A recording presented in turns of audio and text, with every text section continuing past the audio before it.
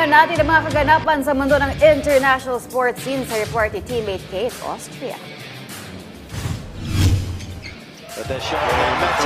Sa tennis, isang makasaysayang tennis career ang tinapos ng Indian tennis player na si Rohan Bopanna matapos i-anunsyo ang kanyang pagreretiro sa edad na 45, kasabay ng pagwawakas ng mahigit 2 dekada sa kanyang professional career. Winakasan ni Bopanna ang kanyang karera na may 2 Grand Slam titles at kinilala bilang pinakamatandang nakapagtala ng world number 1 sa men's doubles rankings. Noong nakaraang taon, naging oldest men's Grand Slam champion si Bopanna sa professional era matapos magkampiyon sa Australian Open doubles kasama ang Australian partner na si Matthew Ebden, tagumpay na nagtaas sa kanya sa world rankings. Kabilang din sa kanyang mga major title ang French Open mixed doubles noong 2017, kasama ang Canadian partner na si Gabriela Dabrowski. Noong 2024, muli niyang binasag ang record bilang oldest ATP Masters 1000 champion nang magwagi sa Miami Masters doubles sa edad na 44 na kasama rin si Ebden.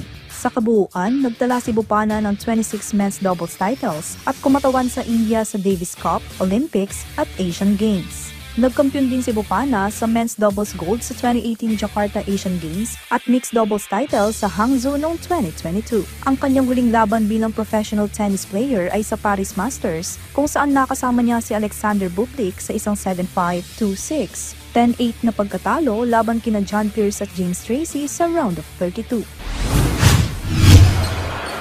Porter.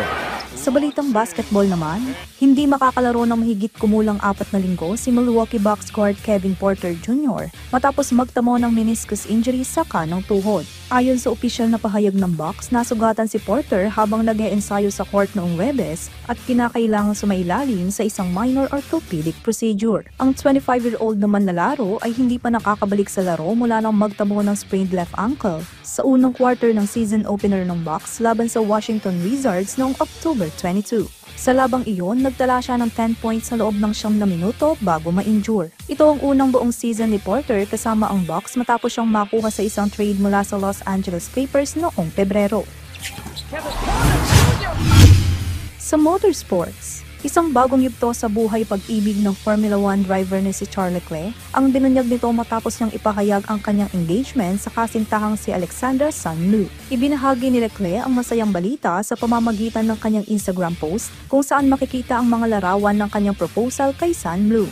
Si Sanlu ay isang influencer at art history enthusiast. Nagsimula ang kanilang relasyon noong 2023 matapos silang makitang magkasama sa Paris Fashion Week. Unang nagpakita sa publiko ang dalawa sa Wimbledon Tennis Championships noong July 2023. Ang naganap na engagement ay magmamarka ng isang bagong simula sa buhay ng 27-year-old Ferrari driver na patuloy na umaangat sa larangan ng Formula 1. Keith Austria para sa Pambansang TV sa Bagong Pilipinas.